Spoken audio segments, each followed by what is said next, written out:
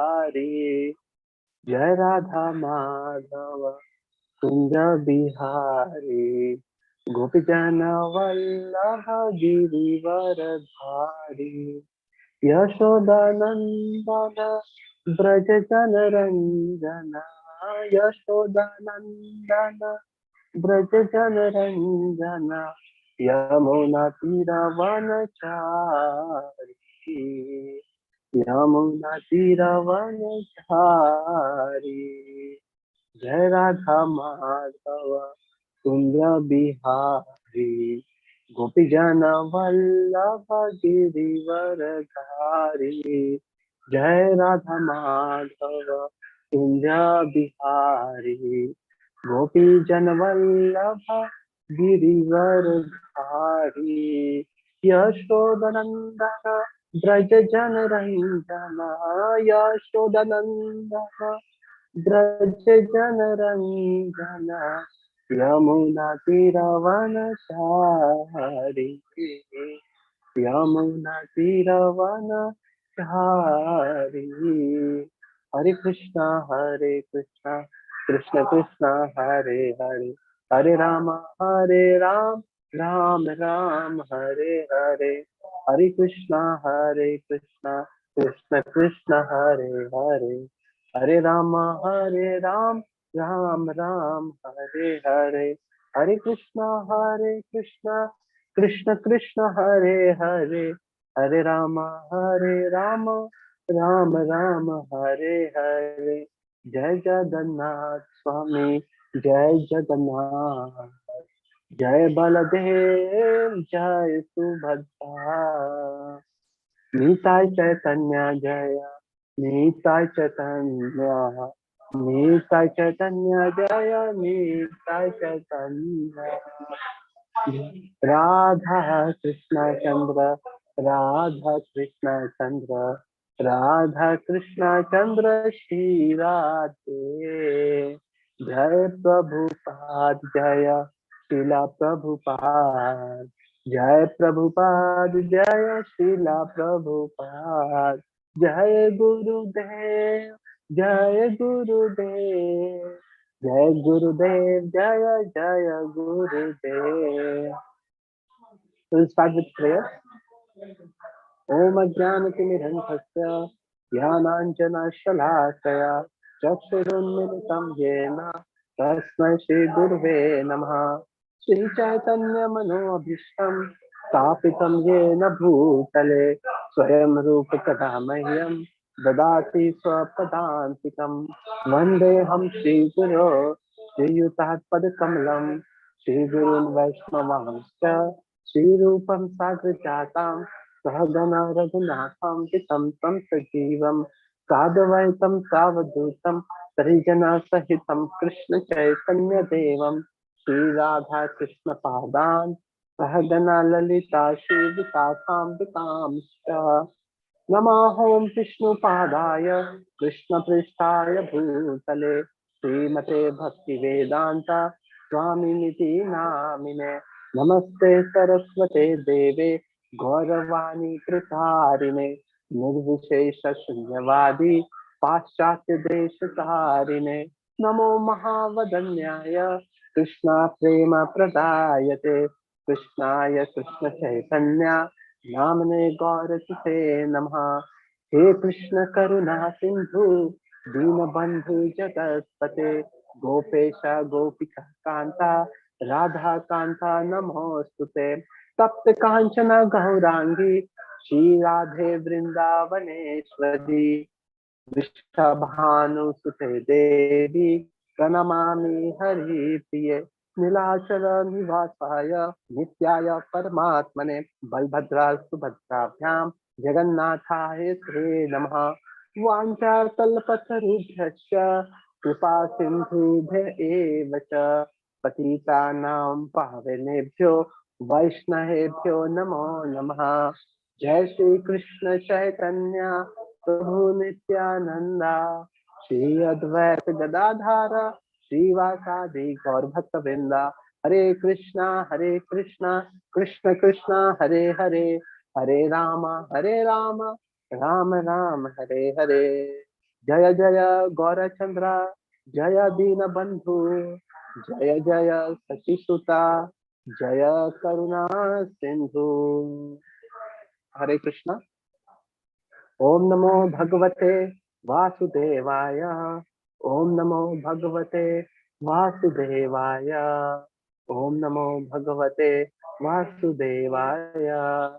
Narayanam Namaskritya Dharam Chaiva Narottamam Devim Saraswatim Vyasam Tato Jayam.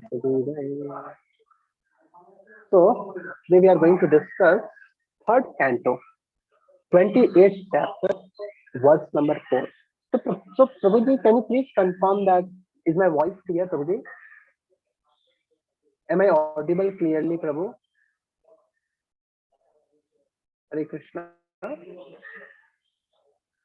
Okay.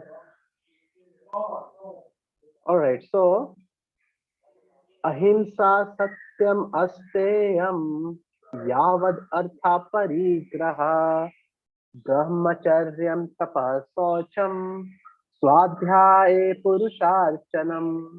Ahimsa satyam asteyam yavad artha parigraha brahmacharyam tapasaucham swadhyaye purusharchanam.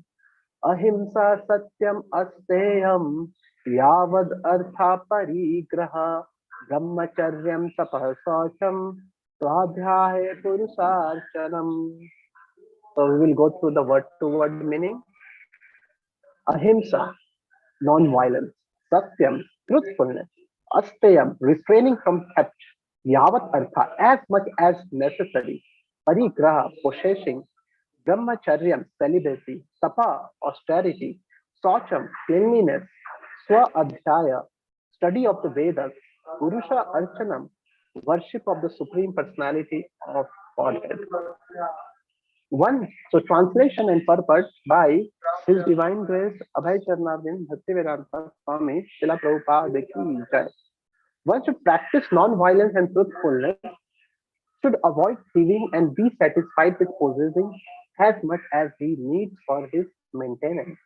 He should abstain from sex life, perform austerity, be clean, study the Vedas, and worship the supreme form of the supreme personality of the Godhead. Purport. The word Purusharchanam in this verse means worshipping the supreme personality of Godhead, especially the form of Lord Krishna. In Bhagavad Gita, it is confirmed by Arjuna that Krishna is the original Purusha or personality of Godhead. Purusham Shashvatam. Therefore, in yoga practice, one not only must concentrate his mind on the person of Krishna, but must also worship the form or deity of Krishna daily. A brahmachari practices celibacy, controlling his sex life. One cannot enjoy unrestricted sex life and practice yoga. This is Rakaldam. So-called yogis advertise that one can go on enjoying as one life and simultaneously become a yogi. But this is totally unauthorized. It is very clearly explained here that one must observe celibacy. Brahmacharya means that one leads his life simply in relation with Brahman or in full Krishna consciousness. Those who are too addicted to sex life cannot observe the regulations which will lead them to Krishna consciousness. Sex life should be restricted to persons who are married. A person whose sex life is restricted in marriage is also a brahmachari. The word asteyam is also very important for a yogi. Asteyam means to refrain from theft.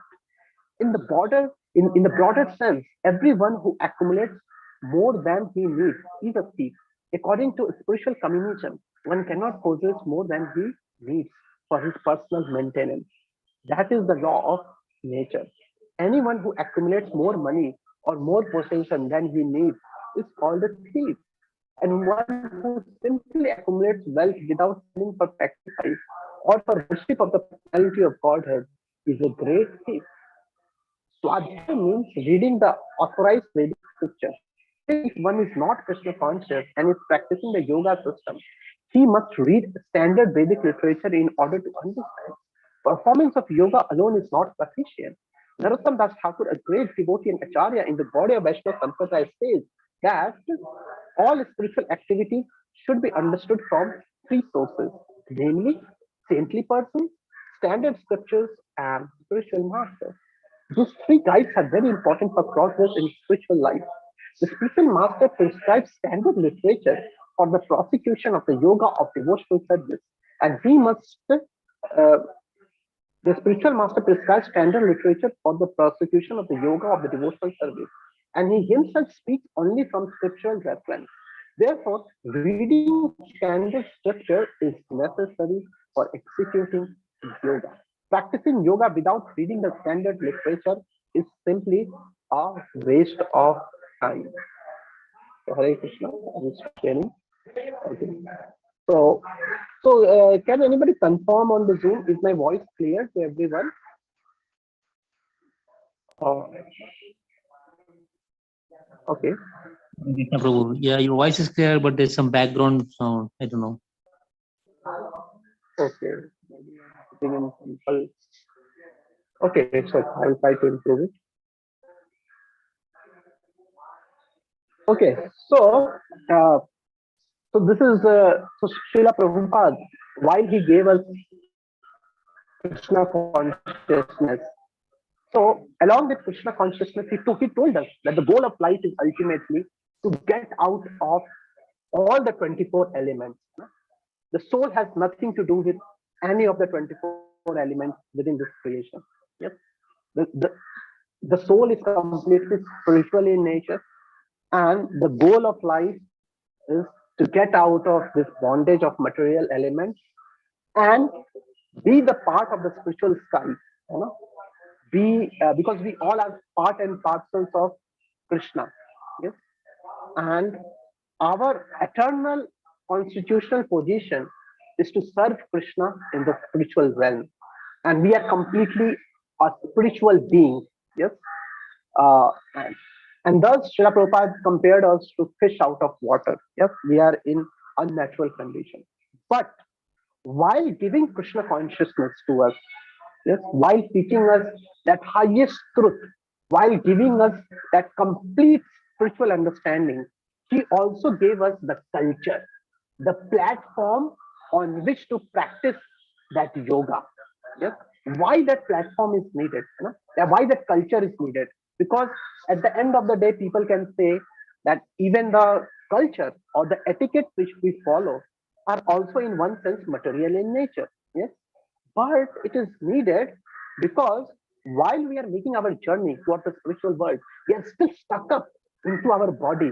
Yes, so we need to align, harmonize our subtle body and gross body in such a way so that soul is nourished, because we cannot take out soul from our body and then practice yoga. We have to be within our body, we have to be within our mind, and then practice yoga. Suppose I am traveling by car and I have to go to some destination. Yes? So ultimately, my goal is to reach to the destination. Yes, I have nothing to do with the path. I have nothing to do with the car. In my mind, the only goal is that I have to go to my destination. But while but the destination is very far away. While to go properly on to my destination, I need to take care that in my car the fuel is proper. Yes, the car is not too shaky. The car doesn't have loose brakes. The car steering is proper, and I am driving properly so that I don't hurt others, and ultimately I don't do the accident, you know, so that I hurt others. So all these things are taken care. Yes, and that's why Srila Prabhupada gave us a culture, a platform on which we can stand and then practice yoga. For example, if you want to touch some object which is high, yes, we have to stand somewhere and then touch it. And that is a beautiful Vaishnava culture which Srila Prabhupada has given us, Vaishnava etiquette. And that's why, along with the principles of Bhagavatam, the highest philosophy, along with the highest Sambandha Gyan, Srila Prabhupada also, you know, spent a good amount of time in teaching his disciples the Vaishnava culture. Yes, the culture of mode of business. Yes, and he emphasized a lot that how we should practice. And today, in this verse, we are seeing some of these beautiful elements which are quite needed while we need to progress in our spiritual life. It is just like a lens. Suppose sometime in a telescope, there are primary lens and there are secondary lenses. The primary lens is the lens which will actually capture the light which is coming, but the secondary lenses also has to be aligned properly so that we can see through. You know? So our mind and body acts like the secondary lens. Our main lens is of course soul. We want our direct direction is to go through the soul, but the mind and body are the via medium through which the spiritual instruction can reach to the soul. So they act like the secondary lenses, yes, which also need to be taken care. Yeah. So, so some of the elements which in today's words we are reading are, are ahimsa, satyam, honesty in accumulating the wealth, yes, the brahmacharya, the swadhyaya, and the deity worship. And we see that these elements are so simplified manner, in a very lucid manner, is given by Srila Prabhupada to us, you know, in our daily program.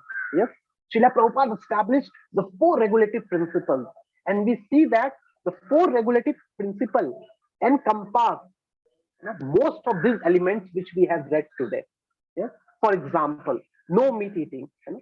So it already encompasses, you know, the ahimsa principle.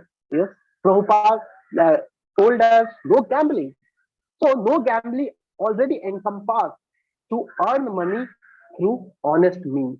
Yes, and Prabhupada gave us no intoxication. So we see that in the tapa part. In today's verse, we read the element tapasya. Yes? So tapasya already includes no intox.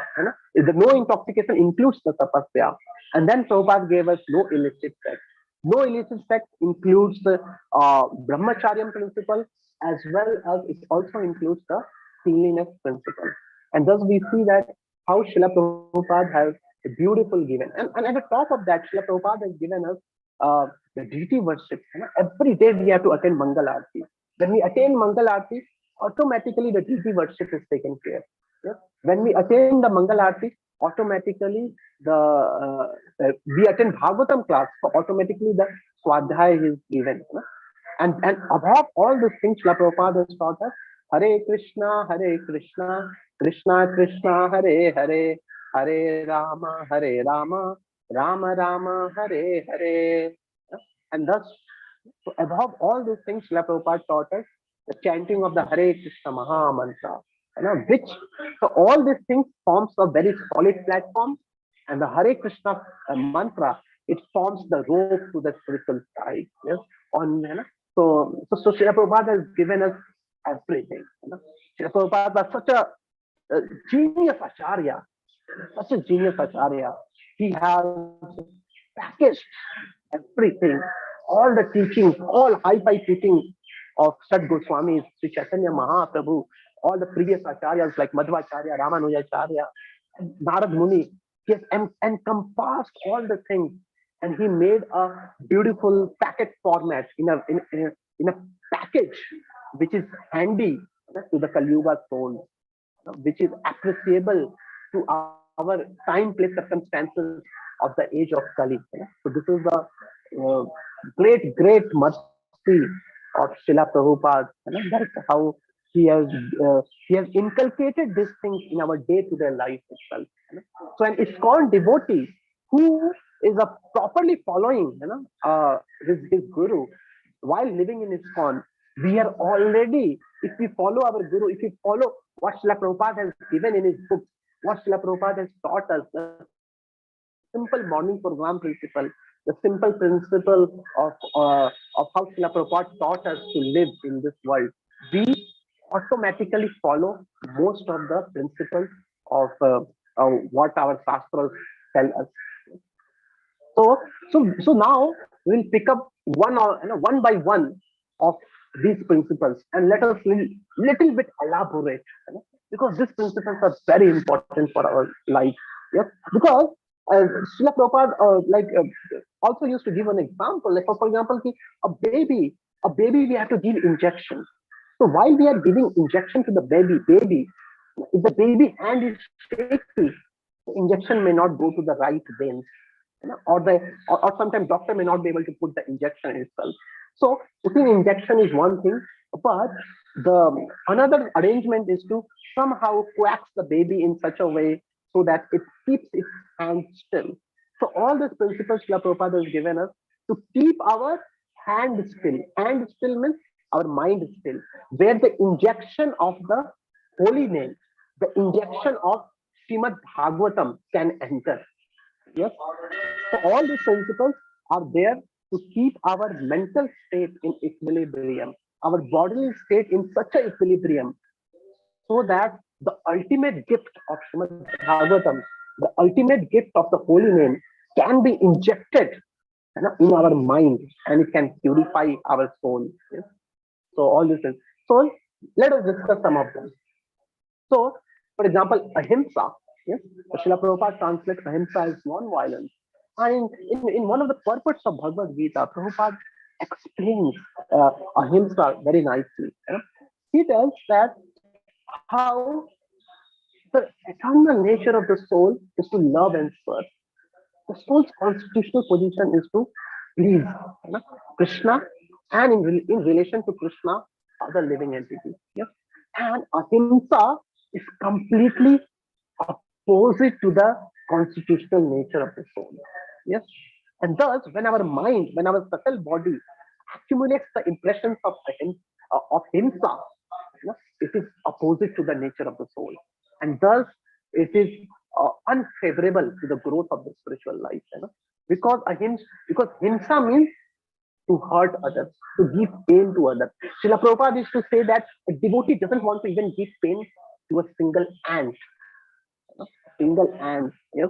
What to, so a devotee means very sensitive in nature. Yes. That due to me, if, if so the best is to do all good to others. But if at least we cannot do good to others, at least we should not do bad to others. If we cannot be of some uplifting factor in others' life, at least we should not be the downgrading factor in their life. Yes? So this is what Srila Prabhupada told us. And the in another purpose, Srila Prabhupada tells that non-violence actually means to do preaching, and violence means to not preach. Yes? And how is that? Sometimes it may be a very bewildering statement that not preaching means violence and preaching means non-violence. Yes? And Srila Prabhupada gives his definition very emphatically. And Srila Prabhupada tells that because whatever benefits which we give to people in the form of food, in form of blankets, in form of some material benefits, it is actually it's the because the body is temporary. Yeah, and those benefits will only continue. It may give a little bit relief to the body. Somebody is hungry, okay, you give him a food, that's okay. But his bondage, his cycle of birth and death, it continues in this life. And thus, the real benefit to anybody is the benefit to his soul, because soul is what is eternal. Yes? If we can, like Srila Prabhupada also used to give the example of a child separated from a father. What is the best benefit we can give to that child? Just give him few chapatis. Okay, that may be pretty good. Yes, just give him few chocolates to eat. No, but that may also be good. But the real benefit is that if we can connect that child to his father, and that will take care of everything. That's the complete beneficial package which we can give to that child.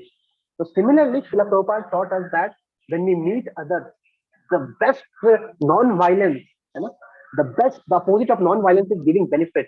The best benefit which we can give to that person is the chanting of the holy name, which will ultimately connect him to that soul, to his supreme father, that is Lord Sri Krishna. Jivera Swarup hai Krishnera Nitya Das.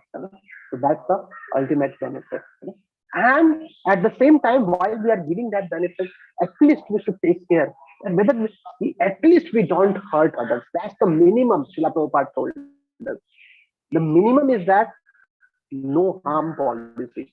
That due to me, let there be no harm in this world. Yes? No living entity should feel that thing. Rather, I should be the instrument of compassion. And then next we come to another factor, that is Satyam, the truthfulness. So Srila Prabhupada told us that so there are four pillars of religion, okay? And truthfulness is one of them. And it is said that as we progress from Satyug to Treta Yug to Dwapar Yug to Kal Yug, one leg is broken of the religion, of the pillar of the religion. Yes? And thus in the Kali Yuga, the only leg which is remaining is truthfulness. Yes? And I will include the next one also, that is accumulating wealth by right means. That is also in one sense a part of truthfulness, honesty. Yes. So the truthfulness and honesty, Srila Prabhupada told, is the only leg of religion out of the four which is remaining in the age of Kali Yuga. And what does truthfulness mean? Truthfulness means it's an act of simplicity. It's an act of non-duality of heart. Because when we tell lies, why we tell lies? Lying means something else inside and something else outside. There's a duality. Duality means we are hiding. Why we have to lie? Lying means that we are doing something wrong. Because we are not clean in our heart, we are not. Suppose sometimes the police is walking, we see that the thieves are fearful. Oh, maybe he may catch me, maybe he can suspect me. But an honest citizen, he is roaming peacefully, he is roaming carefree. Let the police keep walking. What I have to do with all those things? And that's the simplicity. Means what is inside, the same is outside. That's the meaning of truthfulness or the honesty. So it is very much required, because uh, because of telling lie or dishonesty in this world, it actually contaminates our heart. And Srila Prabhupada used to say that simplicity is the beginning of spiritual life. The first quality which a disciple, because humility is very far away, the tolerance is very far away. Raga Nuga Bhakti, Prema Bhakti, these things are very, very far away. Srila Prabhupada used to say that when a disciple comes to a guru, the beginning is the quality of simplicity. Simplicity means truthfulness. Truth, one of the aspects of truthfulness is to show to our guru, to show to our senior Vaishnava what we are actually. It's not that I am covered by dirt. In my mind, lust is covering me, and in front of my guru, in front of my senior Vaishnava, I pretend that I'm a very good man. Because the right medicine can be given when we go to a doctor. So while we go to a doctor, so I remember when I was a child, and when I used to go to the doctor, so my mother used to teach me that when you go to a doctor, speak truth. Tell all your problems, whatever you are suffering from. Yes, don't tell lies. Otherwise, the doctor may not be able to treat you properly. Yes, and that's the principle of truthfulness. So truthfulness means keep completely becoming naked in front of our guru. Naked not in terms of bodily nakedness, but naked in terms of our own attitude, our own subtle body, to reveal to our guru what we are under. And that's why when Rupa and Sanatan, when they appeared in front of Chaitanya Mahaprabhu, Rupa and Sanatan were so honest. They were not covering themselves. Oh, Chaitanya Mahaprabhu is there, and we are Brahmanas. How we can tell that we are Malechas? Anyways, though we are in administration of Muslim things, but still we are very pious. We do bhajan in our home. I have made my palace into Vrindavan. I read Bhagavatam with Brahmana. No, he was so honest. He became so naked in front of Chaitanya Mahaprabhu.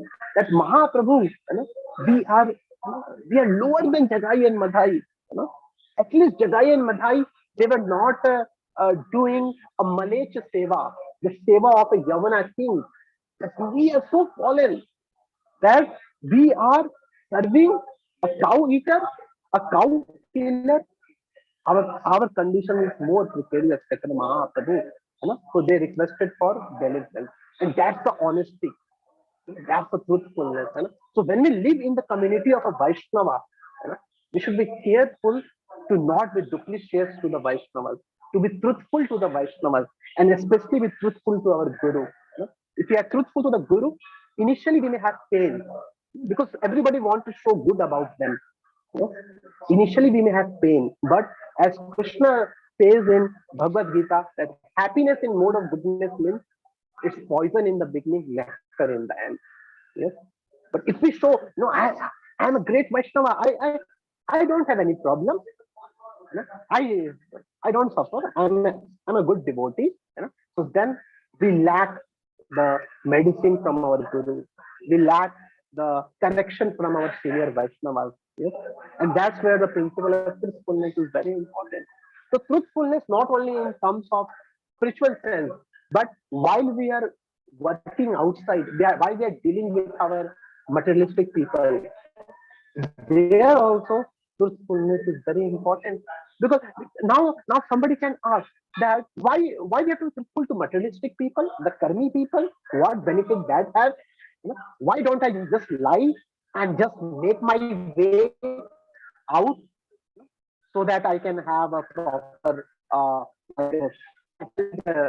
life in material world? So why not speak some life? That helps me. And while I come to the temple, I will speak the truth, because spiritual life is the ultimate goal.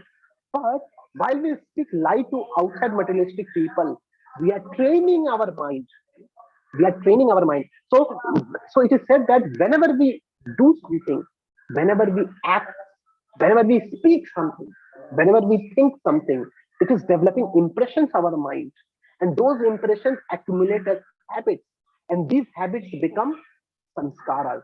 So while even in the outside world, when we repeatedly speak lies, we are training our mind. We are giving the momentum to our mind in a lying direction.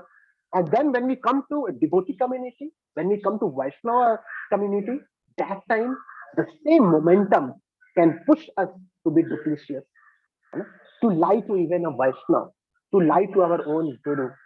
That hiding tendency will calculate even our spiritual existence. Yes? So that's why truthfulness is very, very important. And like another part of the truthfulness that Srila Prabhupada told in this verse is accumulating wealth by the right means and to be satisfied with whatever we get. Yes? So this is another, this counteracts the principle of greediness. Yes? So kama, then so the greediness is another form of kama.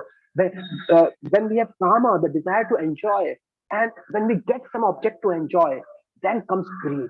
I want to enjoy more. Yes, I want more sense objects to gratify myself, and that's the greed part. Yes, and that's why money. So money, it is sweeter than the honey. So money is the central, pivotal point of this whole universe. Like everybody in this world is running after money, whether they use it or not, whether they will either spend it or not. But people are so happy seeing in their bank account 1 lakh, 2 lakh, oh, it is rising, 5 lakh.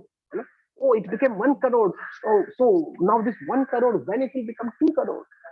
So people are just mad after that. And the whole life, their whole existence revolves around accumulating more and more money. Which place to live, which job to do, you know. Uh, so all these things. When should I work? What should I work? Everything depends. Which will give me more money? Okay, this job is this particular way gives me more money. Okay, let me do that.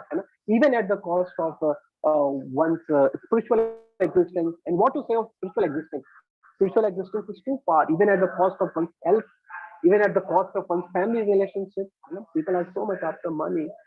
So being a devotee, Srila Prabhupada taught us, see, this see, our salary is not the cause of our maintenance. Salary means earning salary means I'm doing my duty, which Krishna has allocated me. But more money doesn't mean the maintenance. The source of maintenance is Krishna. Yeah? And what I'm working, that is just a duty. Yes, because we find people who has a lot of money, but they are not even, they don't have time to use that money. They are suffering from diabetes. They are suffering from so much of family. They have a lot of money. They have built a big house, but in that house there is nobody to live. And that's why Srila Prabhupada told us that money, earning money is doing our duty. But the source of our maintenance is ultimately Krishna. You know? And Srila Prabhupada taught us the principle of Isa Vashyam Idam Sarvam. You know? That Krishna has given quota to everyone. You know, Krishna is the maintainer of everyone. He will feed to everyone. We just need to have some faith. You know? We need not encroach on others' property. We need not become so insane that we start earning money by dishonest means, by lying, you know, and breaking the principle of simplicity within our heart. Okay? And that's why practically Srila Prabhupada told us that a grihastha, you know, must have sufficient balance so that he can have proper food, you know, shelter, clothes, you know, he can give proper education to his children. At least that much wealth everybody needs. Yeah. But in order to become completely like a madman rushing towards accumulating more and more, and we forget the purpose why I am accumulating sometimes. You know? Sometimes a person starts earning thinking that, oh, this money will give me good health, I will have more time for my family and all these things. But he becomes so busy in earning money, he forgets that why I started earning money. Yeah? And that's why Srila Prabhupada told us a devotee should not become like that. A devotee accumulates money for the service of Krishna. Yes. So it's not that he do spiritual practices and his earning money is a different from spiritual. Okay, now I have done my morning program and now I will go to earn money. So now this is material activity. No. Srila Prabhupada told that earning money is also part of our spiritual life. Why? Because why I am earning money? So that I can keep my body and soul together, you know, in a proper condition, so that I can practice bhakti. Why I'm earning money? So that I can keep my family, my wife and children also in their proper equilibrium, mental and physical equilibrium, so that they can also practice bhakti. So for a devotee, even earning money becomes completely spiritual. Yes?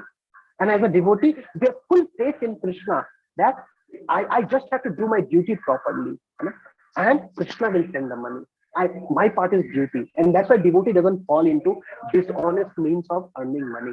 Like, as I have already told, money is not the source of our maintenance. Maintenance is by Krishna, and earning money is just nimitt matrena, you know, to become instrument of Krishna to work here, you know, as a part of our duty. Yeah? And and then Srila Prabhupada tells us that how a grihastha must also contribute some part of the money to Krishna, the charity part. Yes?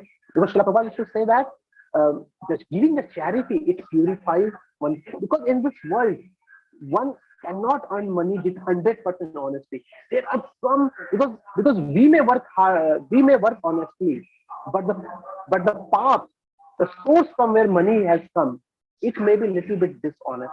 Yeah? And that's why, you know, while we give some charity to Krishna for the service of Vaishnavas, you know, that time we purify our wealth. And also giving some charity to Krishna is a sign, you know, of to Krishna. You know, it is our expression to Krishna that Krishna, this money actually belongs to you. You know? You are the source of this money, you know? And thus it is for your pleasure. And thus it is our expression to Krishna that I am not the proprietor. You know? I am not the proprietor. So this is the mood of giving the charity. And also charity, it kills the greed. You know? It purifies our heart. You know? It kills the greed of just making more and more and more. And that's why Srila Prabhupada used to say that if one is earning more and more and more and more, if one has a big business, he should give 50% of the Lakshmi to Krishna. because that will check his greed, that will check the that greed within his heart. Okay? And thus Srila Prabhupada told that one must be fixed that the goal of life is not money, it is spiritual life. So we should be very, very careful, because in one of the purpose, Srila Prabhupada writes that to get uh, deviated, to get attracted to wealth and women is so natural in this world, so natural. So as soon as little bit, at least I've seen in my life, as soon as little wealth gets accumulated in the bank, immediately there is some titillation in the heart. You know, there is some kind of disturbance in the heart. Oh, so much of money has come. How can I increase it more? How can I, which plans will be better? Immediately that titillation comes, and only the association of Vaishnavas, giving charity and blessings of Guru is the only way to protect ourselves from that very intense attraction to the money. So that's the only way out. So the next principle which Srila Prabhupada gives us is the principle of brahmacharya in this shloka, and no illicit sex. Okay? So this, so what is sex life? Sex life in Sanskrit is known as kama. Okay? It's so so this sex life is completely opposite to the nature of the soul. The nature of the soul is to love and serve. The nature of the soul is to be a prakriti, not be a purusha. So sex life means declaring oneself as a purusha. Okay? So as soon as a person enters into sex life, that purusha bhava comes. I am a purush and I will enjoy the facility. Okay? And that's why it's completely, and that's why Srila Prabhupada used to say that it is completely opposite of the principle of cleanliness. Okay? As soon as one indulges in sex life, okay, he contaminates not only his body, but his mind is also contaminated. And that's why a person who is attached to the sex life, he actually cannot practice yoga. So we can see in the purport, Srila Prabhupada is so clear. He hammers this point that if anybody claims that no, you can have unrestricted sex life is so, like in outside world, people propagate so many bogus philosophies. They say that no, sex life is a gift of God. You can gratify your senses, but at the same time, you can have a good spiritual life. Well, what is the problem?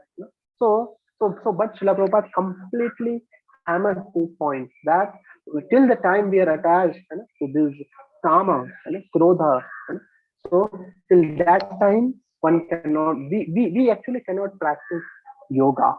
We cannot get connected to Krishna, because while the mind, we engage in sex life, the mind becomes very much agitated. It's like a child when we are going putting injection. The child is crying, he's shaking his hand left and right. Can we put injection? No.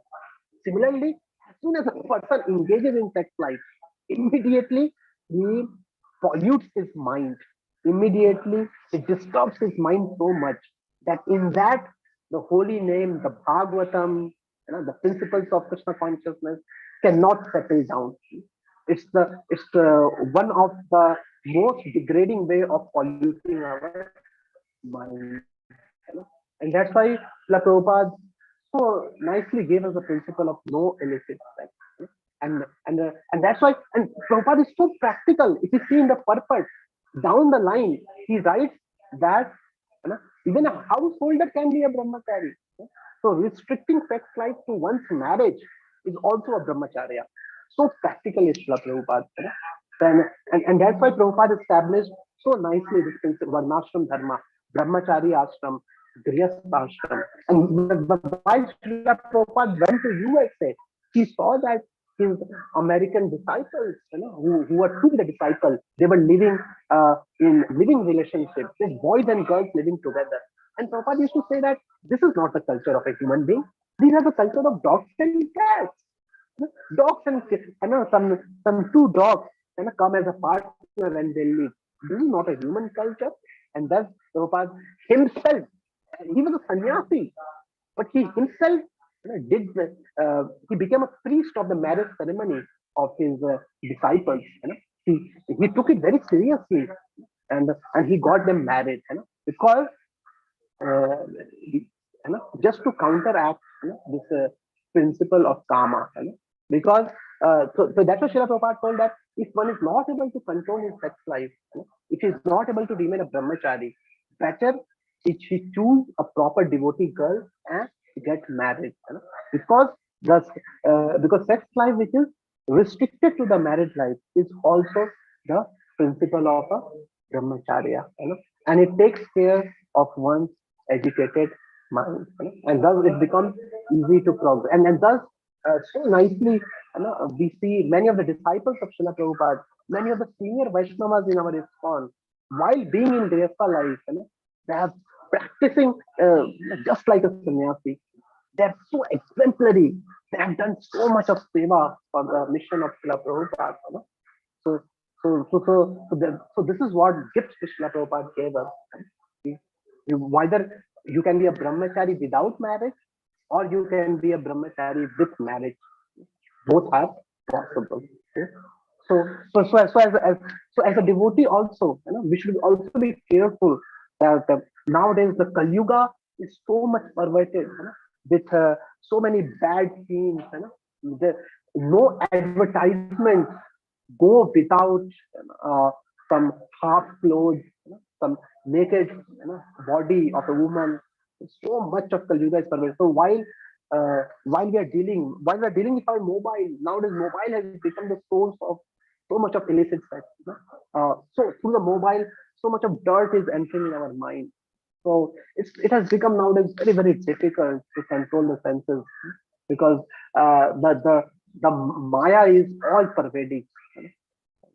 So one should be very, very careful, if you want to make a real progress in spiritual life, to completely protect ourselves from this virus of illicit sex.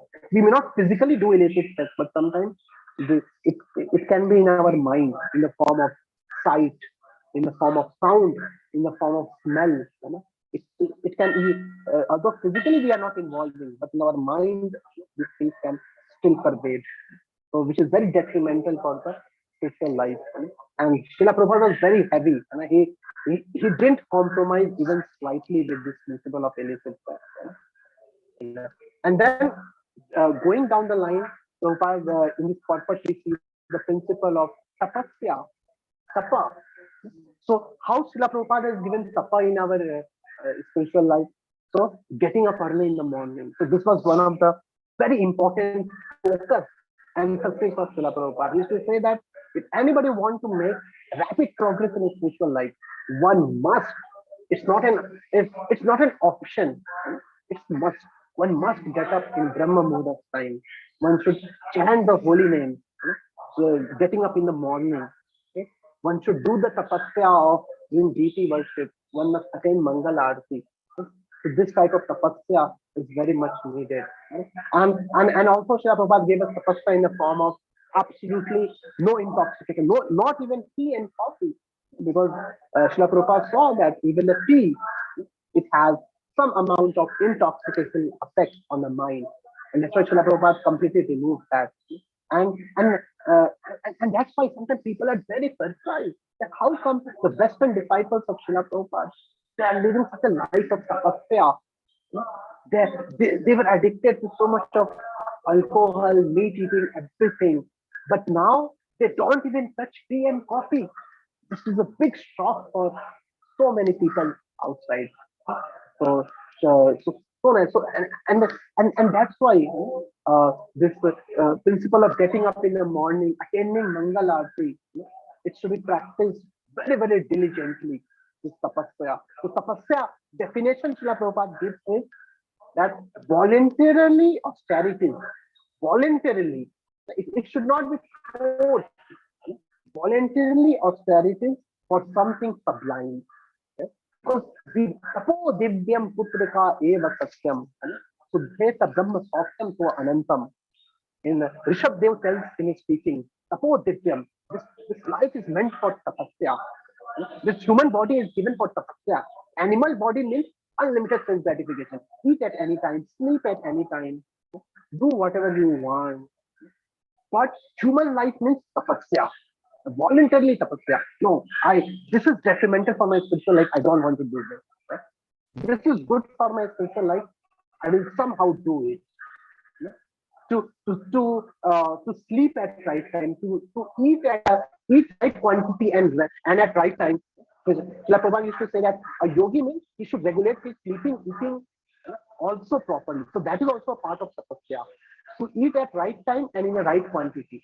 One who eats less, eats more, cannot practice yoga. One who sleeps less, sleep more, or sleep at wrong time, he also cannot practice yoga. So tapasya means to regulate our senses, in such a way, to accept the do's and turns of bhakti voluntarily, though it may have little pain on our mind, but to do it. Why? So Srila Prabhupada writes in one purpose. One doesn't do tapasya just like that. One doesn't take, because in this world also a person is slothering in sun, working day and night. Why? For more money. Similarly, a devotees also want that wealth of Krishna prem. Brahma Soksham to Anantam. This sabdo first says support Divyam. Putra ka eva satyam. Suddheta, because through the tapasya, what you will get? Suddheta, you will become purified. And when you will become purified, what comes next? Brahma Sokhyam to Anantam. You will become eternally happy. You will realize Sachit Ananda, of the soul. And also, you will realize ultimately Krishna, who is the reservoir of all pleasure. And thus temporarily, like a permanent benefit, temporary and adjustment. So like Shri Prabhupada was passing by one place where some construction was going on, and the bridge was stopped, and the people were telling traffic police that go by another way. So Shri Prabhupada read on a board something like this: permanent benefit, temporary, some trouble. And thus one should take up the temporary trouble for permanent benefit, and that is tapasya. Where and if one loosens his temper, one says, no, I don't want to do tapasya. I will just do what my mind tells. And then a person goes down and down and down into his consciousness. Okay? And then another principle which in this shloka we saw today was socham, cleanliness. And in this principle also Srila Prabhupada was very emphatic. Like one very powerful statement when Prabhupada spoke about cleanliness was, if you are clean, you are in spiritual sky. If you are dirty, you are in material world. Because in a spiritual sky, there is no trace of dirtiness. And that's why we find that cleanliness is directly symbolic to mode of goodness. So one of the prime characteristics of mode of goodness is cleanliness. Cleanliness of whole body, of our own mind, of our own surrounding, everything. Okay? Because dirtiness means mode of passion and ignorance creep into. And as soon as mode of passion and ignorance creep into, one cannot have highway journey to spiritual world. If you want to have, like Srila Prabhupada told, this is a secret. If a devotee remains, and that's why how Srila Prabhupada inculcated a cleanliness in our life. He told us to take every day morning proper bath. And like Srila Prabhupada himself used to take 2-3 times bath, and he used to take very thorough bath. And how Prabhupada taught us to wear clean dhoti kurta, because this dhoti kurta, it increases our mode of goodness, to put proper tilak, because to see this body belongs to Krishna, to decorate it with tilak, and then and Srila Prabhupada taught us to how to keep our temples clean. Like once I remember a beautiful example, like once a devotee was telling me once, Radhanath Swami Maharaj, so he was trying to arrange the way to keep the temple very clean. And for that, one devotee told, but Maharaj, we will need some assistance from outside also to keep the temple clean. So Maharaj told, no, you should invest it. You should invest money to keep temple neat and clean. And then the devotee told, devotee was not understanding why so much emphasis on cleanliness. And then Maharaj told, because if you remain clean, you will have good Vaishnava relationship. And that devotee was bewildered. How come remaining clean will increase the Vaishnava relationship? And then Maharaj told, because if the environment is clean, your mind will be in goodness. And when your mind will be in goodness, you will be sane. You will not become insane. And when you are sane, you can have proper dealing with Vaishnavas. You will not offend the Vaishnavas. So cleanliness is so subtle. And that's why, at least in my life, I have observed that whenever I am unclean, I have not shaved properly, or I have not cut my nails properly, immediately I feel that there is some slight change in the consciousness. There is a slight obstacle in our mind to concentrate on spiritual subject matter. Yes? So this is so visible when we practice the principles of cleanliness. And and then next two things, so as we are running out of time, are swadhyaya and deity worship. So of course, swadhyaya is very important. Because Sri Prabhupada gave us, like Prabhupada is writing in the Padpat itself, though a yogi may do the process of yoga, but still one must read the Vedic literature. Why? Prabhupada tells that one can do Abhideya properly only when Sambandha Gyan is proper. And we get Sambandha Gyan from where? We get Sambandha Gyan from reading scripture. So though we have to do chanting, our goal is Krishna, to concentrate on his Leela. But to understand the philosophy proper is very important. And that's why Srila Prabhupada was very emphatic that all his disciples should be thorough with all the scriptures. A disciple should become like a lawyer. He can quote shlokas just like a lawyer quotes the law book. And that's why Prabhupada wrote so many books, philosophical books. He just didn't Leela. He just didn't write the qualities of Krishna, but he also established a proper philosophy. And that's why Prabhupada again and again used to hammer the principle of that I am the soul, I am not the body. Even in the 10th canto of Bhagavatam, in some of his purport, he's emphasizing I'm not the body, I'm the soul. Why? Because through Swadhyaya, when we read scripture, and then only our faith becomes strong. Then only our Sambandha Gyan becomes strong. We come to know what is what. Who am I? What is my connection with God? What is Prakriti? What is the relation of Prakriti with Krishna? What is the relation of Krishna with me? What is my relation with Prakriti? Everything is so. What are the laws of karma and all? And unless we know the philosophy, that's why Krishnadas Kaviraj Goswami says that one should not become lazy in digging deeper into the philosophy.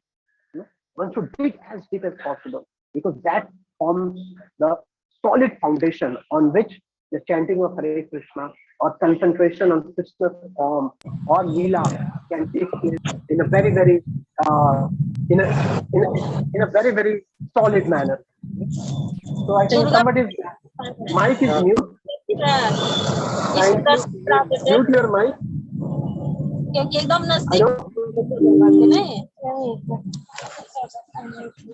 I don't know whose mic is on. Kindly switch off your mic.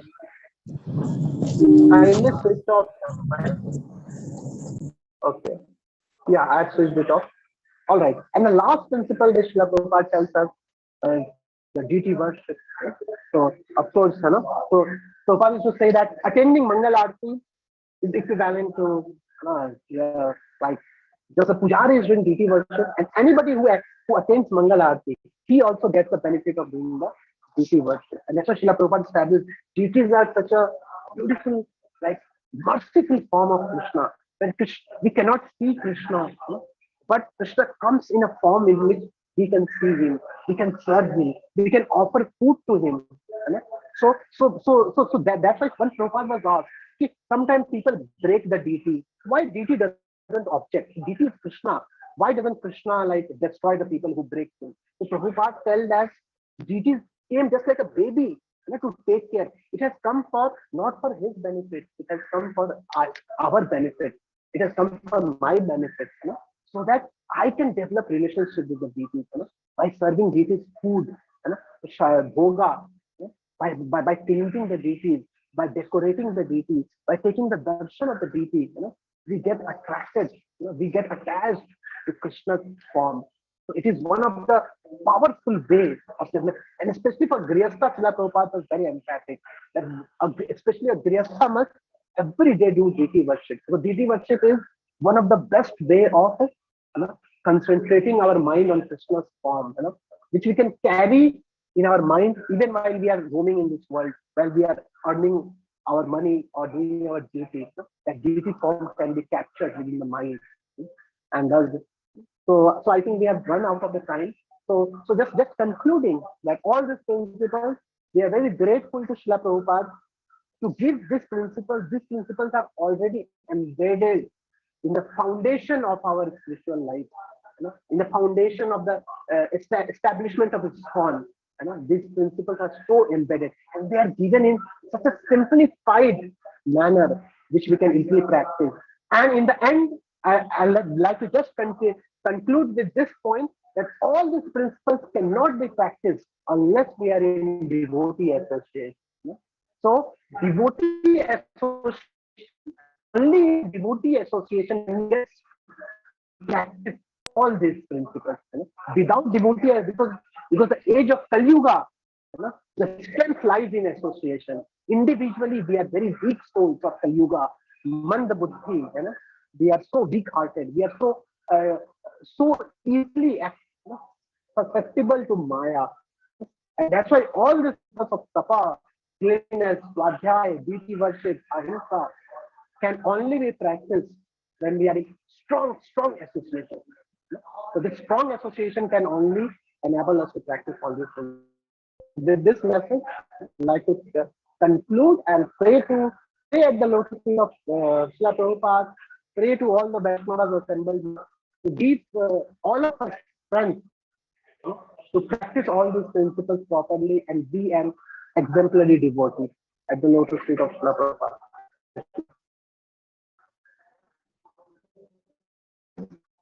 With the time is already over.